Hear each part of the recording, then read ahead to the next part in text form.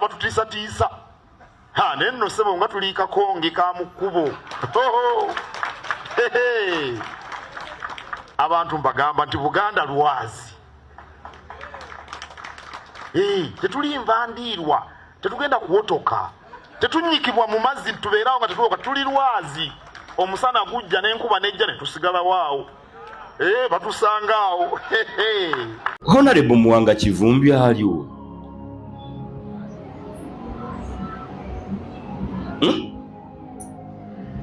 kale tukanye yayogera bubi nnyo n'agwanira kubuzibwawo.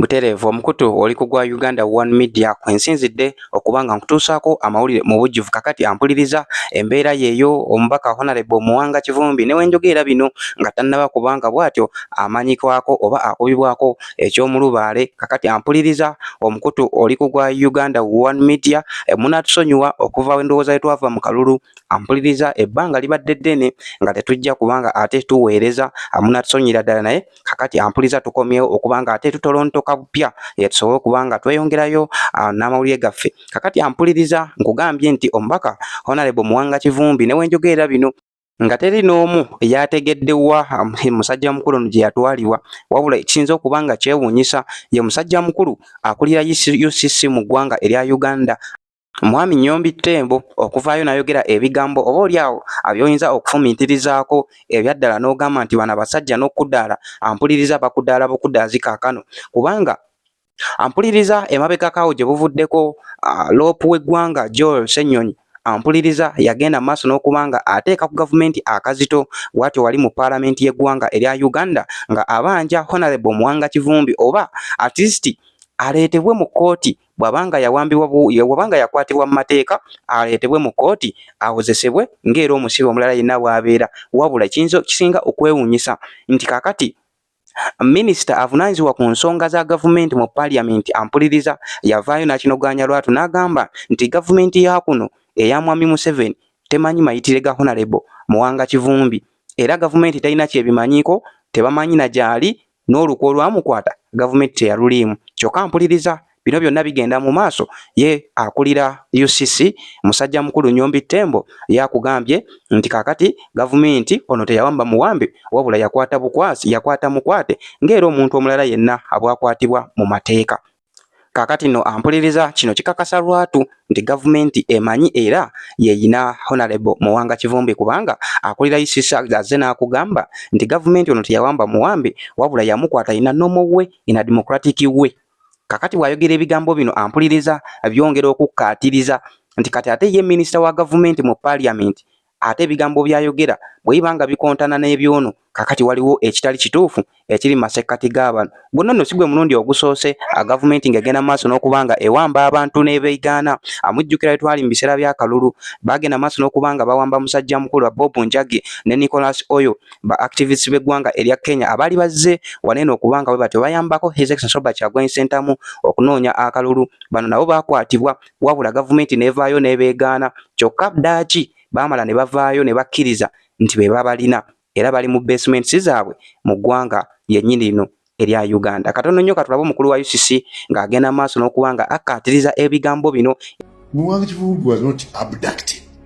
He was arrested. Ku road block nga police eri wali noga nti bamu abducted. He was arrested. He was arrested. Oli olukitudde kuba kati muze ekyo setanga probability of 90% kino kiri digitally enhanced. Don't waste even your time. But we can analyze it even further. Nengo labo muntu already amaze okukola comments empitirivu bikibi wakitunuddeko maybe Buterevu kakati ampuliriza byebyo bigambo bya musajja mukulu Nyombi Tembo nkugambye nti direct wa UCC mu ggwanga erya Uganda so kikwewuunyisa okuba nti omuntu ng'oyo alina office ennene ng'eyo asobola okuvaayo anagenda maaso n'okubanga bw'atyo awuddiisa eggwanga ampuliriza baganda baalugera nti mukadde waawo tayomba atonnamukwatira akagugu ke obanga si ggwe amusuza kakati essaawa yonna na bano bijja kubatuukako. Honorable Muwanga Kivumbi aliwo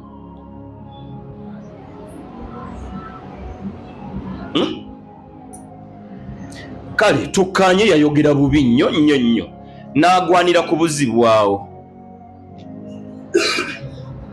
mu state of the national address juzi president ng'ayogerako gye tuli yawulirawo amaloboozi agamujjukiza nti birabika byamutwala mu nsiko bizzeemu yatwanukudde mu state of the national address yalaga tebinnaddamu ffe betukwata tubatwala mu kooti yeeriwe kooti ku Muwanga Kivumbi era amateeka geego nga yo gavumenti etambulira ku mateeka nga yakulemberamu n'okuba gassemateeka kwe tutambulira kandi yali pulezidenti yennyini ono si yali pulezidenti nga ssemateeka kwe tutambulira abagibwa bino bigenda mu maaso nga ssemateeka gwe yakulemberamu abagibwe nga pulezidenti ye pulezidenti nga ne kooti zennyini tezeetengeredde omulamuzi mukazi wattu oba musajja wattu naye anoonya ekyokukolera ng'ekituufu akimanyi nye ng'alina kusooka kooti eyimiriremukko agende mu kasenge abuuze then yeyeba kooti ate yo palamenti ndooza tetuyina yo beekolawo ki simanyi sina nnamba ya Jeno Muhoozi naye ku mayinja g'ayina ndoozi naye eveewo buvirumu etusumbuyira bwereere bw'abaawo abamanyi ebirina okukolwa then palamenti ebyo tutawaanyizaayo si ye yekka asoose okubuzibwawo Honorable Muwanga Kivumbi bangi abatamanyiddwako mayitire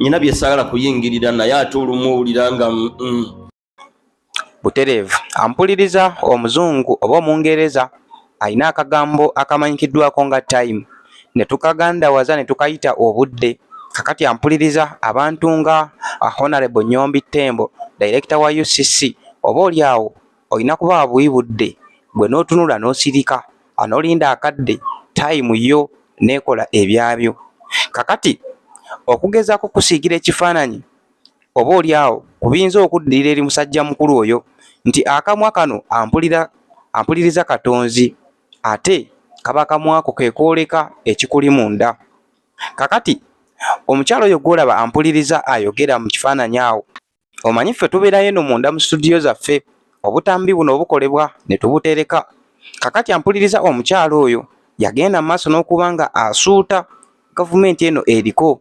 n'okugiwaana nga bw'agifuniddemu ebirungi enkuyanja nga bw'agifuniddemu eddembe nga bw'agifuniddemu obukuumi empisa ezeerekedde mu bakuumaddembe ampuliriza nga tezirojjeka kakati abasinga omukyalo ono mwamulabye nga alaajana mu kikwekwete kyakoleddwa wali ku Cooper Complex mu kibuga Kampala ng'abasirikale bagenda mu maaso n'okuba nga bawenja ababbi oba oliawo abeekwese mu kibuga Kampala ababbi b'obusimu n'ebintu ebikalu mu kibuga Kampala kakati omukyalo ono ampuliriza aje bamugwiriddeko ng'agenda mu maaso n'okukakkalabya egije wabula abantu beyatenda empisa abantu beyatenda nti mwami Museveni ezimu ku genizi zaali mu kuprotectinga zempisa ennungi envundu azagenze maaso n'okuba nga atendeka bannamagye b'eggwanga erya Uganda kakati ampuliriza omukyalo ono akatambi mwakalabye nnyo ng'agenda maaso n'okuba nga akaaba ng'awoloma nga yejjusa nga yeekokkola poliisi wamu n'amagye wamu n'ebitongole ebikuuma ddembe mu ggwanga erya Uganda. Muvuga mmotoka ag'ebbeeyi ku mulembe gwa Museveni. Mukoze business ku mulembe gwa Museveni. Siri bulungi nnyo naye ate era ndi kaleekaleko kubanga ku mulembe gwa Museveni mwezaalidde abaana bonna abaana abalungi ab'obulenzi n'ab'obuwala. Ate mwe munnange ate nga ndi mulamu n'olwekyo gwe wenna tebajja kulima nti muzeeyi wanaavaako kyekyukakyuka egenda kubeerawo nti munnange gwe kyobadde toyina bagenda kikuwa bubi obeere nakyo nedda guno omulembe gwa kusituka kukola muzeeyi yatuwa eddembe yatuwa eddembe tukole tuyiiye tugaggawale ate tufune ssente n'olwekyo mukwano gwange situkanga obudde bukyali ogende okole ofune ssente obeereko obulungi muzeeyi tegenda kubeerya ku ssente guno mulembe gwa muzeeyi nange tulagawa omuntu n'obeera ng'otambula ekikwekweto kibadde mu kupa abantu abapoliisi abasinga obungi n'abo bakopolo nga bakuba abantu. Waliwo omukyalo omu musirikale kopolo abadde mu kyambalo kya bbulu, ebyo birimu ebibomboola ekya bbulu. Nze ngudde mu kintu nga sikimanyi, ne mugamba kampitewo, n'atandika okunkuba empi, n'atandika okunkuba ebikonde, n'antegengwala n'engwa, olugoye lwange lwonna luddugala. Era olumaze namugamba, nnyabo nkulambye, kiki ekinkubya nga sina kyekukoze? Laba akaveera konna bwe kafaanana. Mubadde mu tyubu zange zonna ziyiise, zigazaawo butyubu buna. Olumaze banne ne bamugamba adduke. Ekikwakwata ekiri mu kkupa, abasirikale bakubya abantu. Abasirikale abamu ne bagamba bannaabwe, banne kyemukuba bantu. Naye nga gavumenti eno gye tulimu, tuli bantu ddala oba tulimbwa. Bw'oba ng'oli musirikale ng'olina omubiri era ng'olina omusayi, ki ekiba kikubya munno? Mwe lwaki mwefuula nti muli ba waggulu nnyo okusinga ne Katonda eyatutonda nga nawe ye yakutonda? Omukyala ankubye empi, simuvumyako wadde, ankubye empi nga wansi kambula n'antegengwala n'asuula wansi, ebintu byange byonna ne biyiika wansi. Era Chairman yava n'okunzigyayo eri mu kkupa. Naye nga lwaki mukuba abantu? Gavumenti eno etutwala waggwa, nkuba munno. Bagambye ogenda kubeera ku busirikale paka. Nze kyemmanyi ffenna mu nsi muno, n'owoba oli mugagga n'oba oli musirikale, ffenna tugenda wansi mu ttaka. Lwaki mukuba bannammwe? Lwaki okuba munno ne wafuula nti oli w'amaanyi? Oyo omukyala ankubye, nsaba okome kunza okkuba. Ogenda kukoma kunza okkuba. Siina bwendi naye ogenda kukoma kunza okkuba. Nkikubuulira, omwana wa n'abantu bo bonna bali kirozaako. Ogenda kukoma kunza okkuba. Waawe omaze okunkuba nga nkusika bwe nti ngira erinnya lyo ne bagamba odduke. Ne tuba tufuna obujulizi ab'omukupa balabye ng'onkuba mu lukuubo, kuba nze mwe mpakinga emmotoka yange. Essimu yange ne mugijjako, waliwo omusirikale ne muginjijjako ne mugiteeka mu kanyonyi. We muba nga muli batuufu oba nga muteekawo obwenkanya, lwaki essimu yange mugizijjako ne mugiteeka mu kanyonyi? Lwaki mubanyabanya abantu aba bulijjo? Lwaki mutuleetera endowooza embi mu nsi yaffe mwe tuli?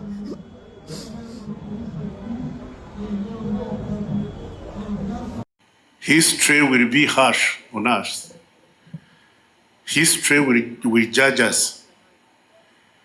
History will not absolve us if we don't look after our environment and then lead by example and be able to tell everybody else, let's correct the environment. Let's put back what God gave us for free. This rain you get for free. You know, the other day I was telling people, I think I was in Mbali, and I said, poor people will not go to heaven. They said, hey, you man, you've committed sacrifice. I said, you want to go to heaven. When you are poor, you want to go to heaven. Do you know why? Because when a poor man wakes up in the morning, first thing they do is curse God. God, oh God, why did you make me poor? Why is everybody else better than me? God gave you a head and brain for free. He gave you hands for free. He gave you legs for free. He gave you energy for free. He gave you land for free. He gives you rain for free. Then you curse God for not giving you money. God gave you the attributes of making money. That's why he has not come here to set up a business.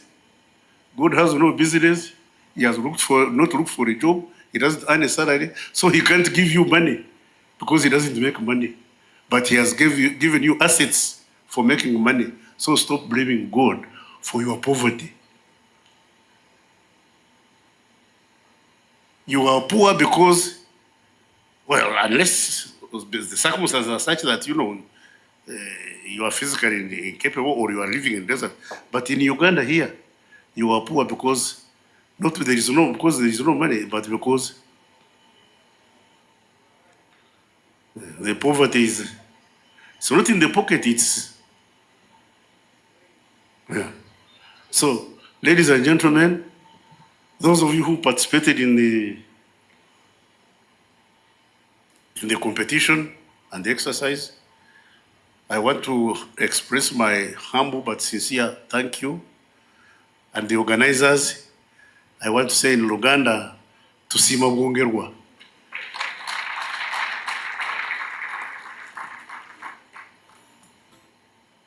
Now, wanakankwasa.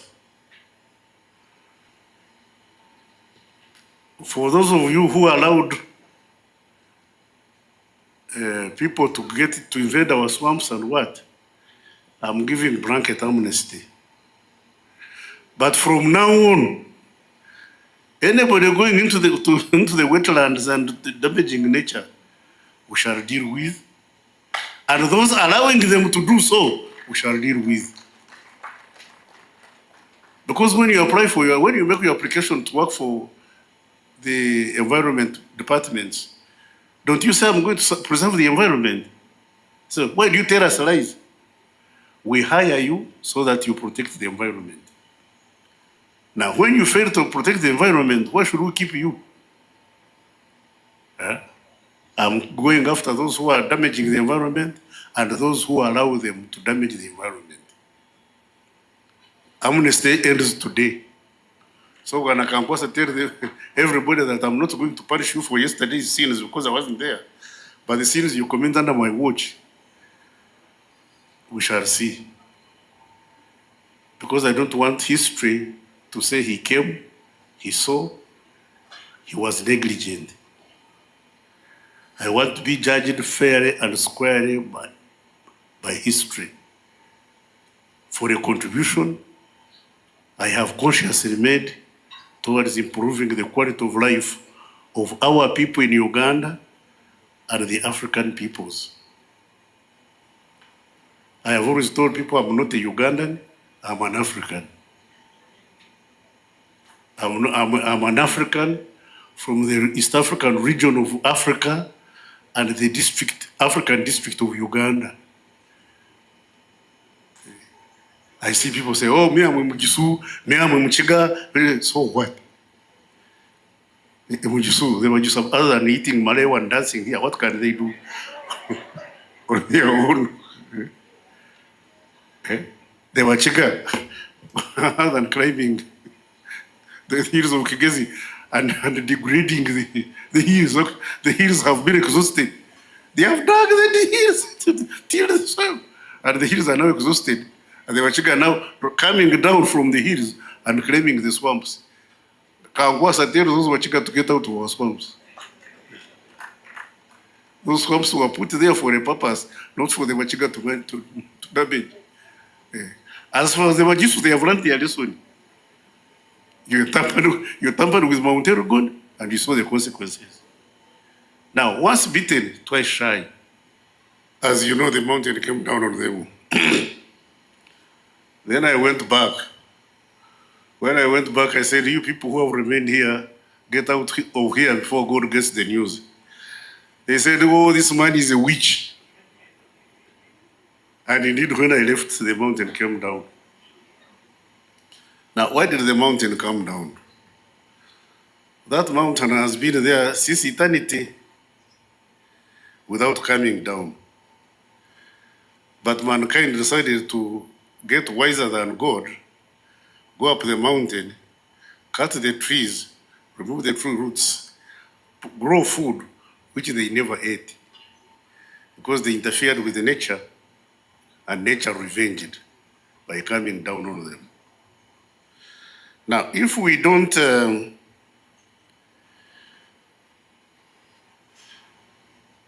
seriously take environmental concerns into consideration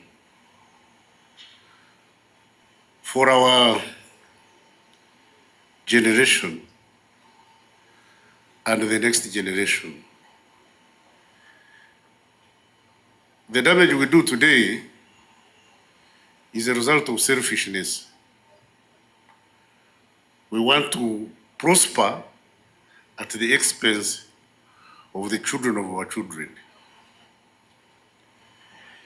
If our forefathers, our forebearers had damaged the environment, would we be here? No, we wouldn't. It's only imperative that this generation and the next generation preserves the environment for purposes of the future. If we don't want to do that, then we should stop producing. We should cease procreation and say we are selfish. It's we and us alone, and hell with the future. But for as long as we have children and the children of their children, we have an obligation to ensure that we preserve this environment. Unfortunately, the African peoples are not the worst polluters. Our contribution to environmental damage is minuscule. The scientists know the percentage. We are being asked to preserve the environment when we are not the polluters. We are being told to grow trees